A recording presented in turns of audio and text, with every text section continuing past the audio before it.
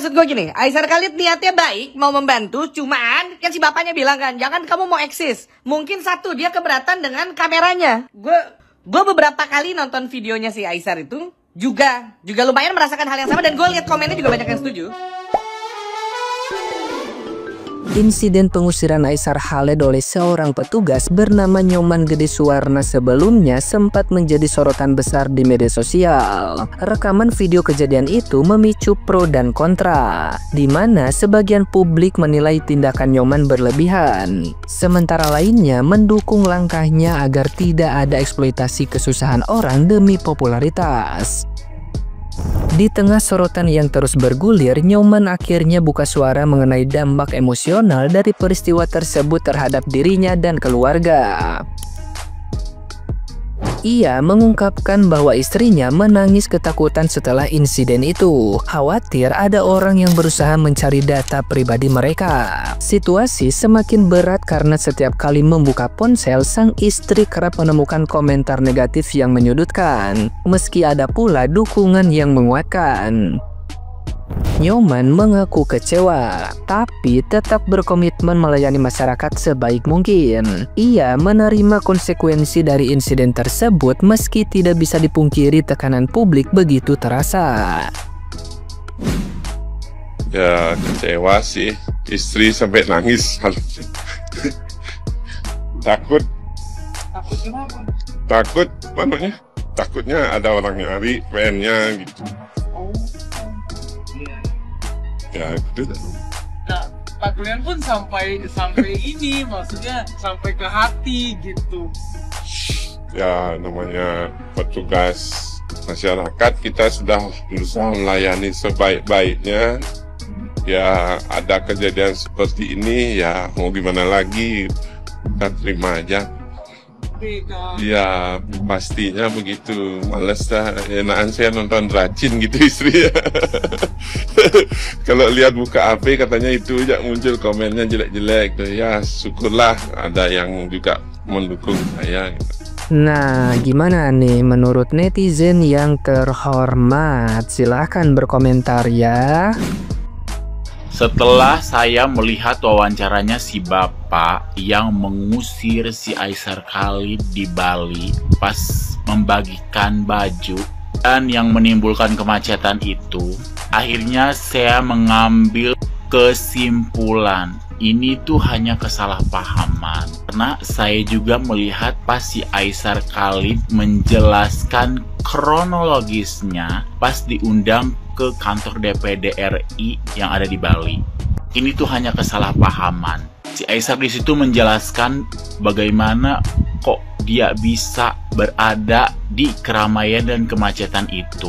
Of course dia udah izin, tapi mungkin di kampung sebelahnya kalau lihat penjelasannya. Dan si bapaknya pun tidak salah ya guys ya, hanya emosi.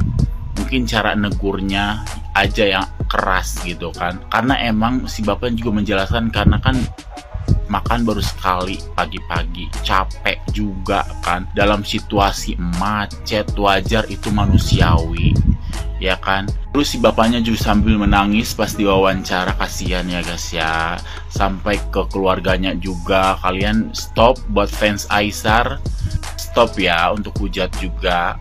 Ini hanya kesalahpaham. Maupun si Aisyar Khalid atau si bapaknya pun udah kayak menerima hujatan-hujatan. Jadi dua-duanya tuh seimbang guys. Dua-duanya seimbang menerima hujatan-hujatan itu. Info terbarunya si bapak sama si Aisyar Khalid akan bertemu dan bersilaturahmi insya Allah ya.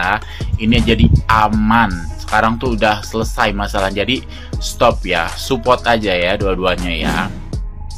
Terlepas benar salah aku tidak peduli, tapi ada satu hal yang ingin aku sampaikan kepada Aisyar Khalid. Mungkin orang-orang sekitarnya dia tidak menyampaikan ini dengan baik. Bapak dengan influence bapak yang semakin besar, maka tanggung jawab bapak secara moral juga meningkat pak, juga semakin tinggi pak. Hati-hati banget dalam menampilkan sebuah post. Bapak naksir satu cewek, satu Indonesia goyang bapak. Ngerti bahasa Indonesia tak lancar, bahasa Indonesia tak lancar, nak sikit English, nak sikit Indo, Malay. Harus dipahami pak, apapun itu bahasanya harus dipahami bahwa kemampuan bapak dalam mempengaruhi persepsi masyarakat sangat tinggi. Apakah bapak ingin orang tersebut dibenci satu Indonesia? Kan tentu saja tidak. Oleh karena itu, jika lain waktu Bapak tersinggung, mungkin saya nolong kok tidak happy, malah komen kok kayak gitu, nggak ikhlas, ya kan, sedih, sakit hati, baiknya di blur saja Pak, di blur saja, kecuali Bapak melawan konten kreator seperti saya. Ya itu bagus Pak, Bapak menyerang, nanti saya tinggal lawan lagi, saya dapat exposure. Tapi orang itu Pak, dia cuma dapat hated aja Pak, dapat kebencian aja. Kalau orang kayak saya, ya kan, misalnya dibenci sama orang, saya dapat views, meskipun saya dapat hate juga. Kalau orang tadi nggak dapat apa-apa Pak, jadi mohon kedepannya lebih bijak lagi dalam melakukan sosial media, terutama di negara saya, terutama kalau Bapak nyenggol-nyenggol Bali, saya maju Pak. Satu lagi Pak, kalau mencoba untuk buat konten ke daerah-daerah gitu Pak, tolonglah ajaklah konten kreator lokal atau orang-orang lokal yang berpengaruh Pak, ya. Karena contohnya nih Pak, ini kan Bapak mungkin bilang, tolong dong kasih tahu saya mana baju adat Bali. Ini bukan, ya ini baju adat Bali, tapi sehari-hari kita tidak pakai baju ini Pak. Ini dipakai cuma 2 kali Pak, potong gigi dan juga nikah Pak. Ini saya pakai waktu saya potong gigi, itu gatel kepala saya Pak, itu panas banget dan gatel banget Pak. Lebih baik pakai yang kain Pak, itu lebih adat Bali. Ini juga bajunya juga kamarnya juga, aduh Pak, kelihatan sekali seperti bukan lokal Pak. Gimana ini, salah pilih Bapak itu. Aisar Khalid diusir di Bali karena pipis sembarangan, ya pantas lu diusir. Gak bercanda. Kalau gue jujur ya, gue ngerti dari dua-dua sisinya sih. Sisi yang pertama dari si Aisarnya, dan sisi kedua adalah sisi yang jago main bulu tangkis. Siapa? Sisi Susanti, Susi. Maksud gue gini, Aisar Khalid niatnya baik, mau membantu, cuman kan si bapaknya bilang kan, jangan kamu mau eksis. Mungkin satu, dia keberatan dengan kameranya. Aduh bentar, hidung gue gatel. Gue beberapa kali nonton videonya si Aisar itu juga lumayan merasakan hal yang sama, dan gue lihat komennya juga banyak yang setuju. Yang setuju banyak yang enggak, itu pro kontra lah. Banyak yang bilang, ya lu kalau mau bantu ngapain pakai bawa kamera? Mending dia bawa kamera daripada dia bawa septic tank mampet. Udah gede, bau nya belepetan kemana-mana lagi karena mampet.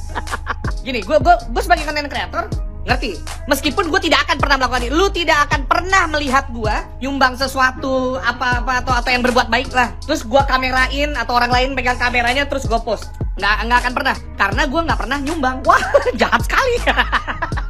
Enggak. Gue dan keluarga gue dari dulu suka banget nyumbang. Kan ya itu yang tadi, lu tidak akan pernah lihat di kamera. Kenapa? Gue dari dulu diajarin bahwa kalau tangan kanan memberi, tangan kiri memukul. Kalau tangan kanan memberi, tangan kiri nggak boleh tahu gitu. Orang yang nonton video ini juga banyak yang diajarin gitu sama orang tuanya. Cuman di sisi lain, memang ada konten kreator, influencer, artis yang mereka menyumbang, tapi juga mereka tahu bahwa jenis konten seperti itu akan naik, dan abis itu mereka juga bisa mendapatkan endorsement, AdSense, yang lu juga bisa mendapatkan keuntungan dari situ gitu. Dan menurut gue ya udah, oke, itu cara lu, ini cara gue. Nah tapi dari sisi satu laginya, gue menemukan ini. Nih sambil gue bacain.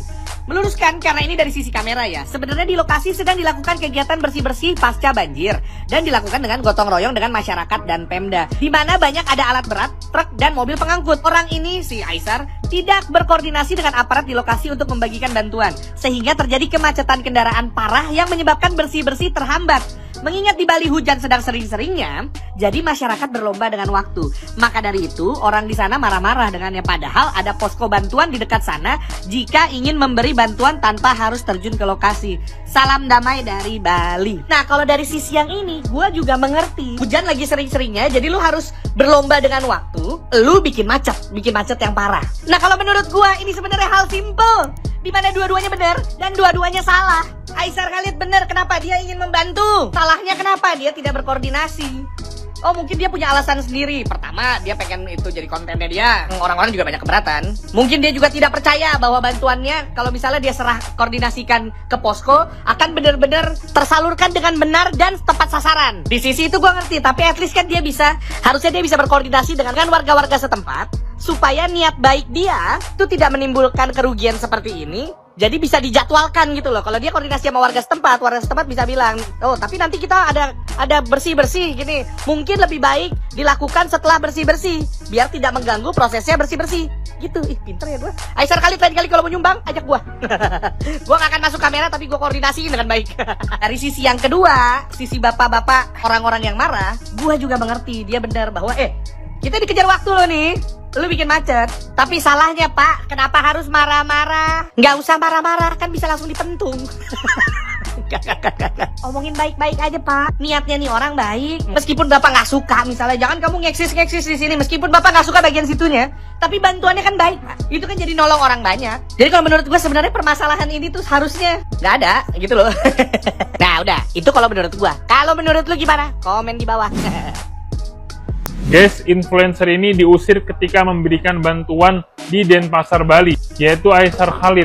Ketika sedang memberikan bantuan, ada oknum bapak-bapak yang mengusir Aisar Khalid ini. Nanti orang ini dibilang SDM rendah, ngamuk. Yang harusnya diusir itu pejabat-pejabat yang korup, aparat-aparat yang nggak mengayomi rakyat. Itu harusnya yang diusir, bukan orang baik yang sedang memberikan bantuan. Lawak banget, ya kan? Gimana tanggapan kalian, guys?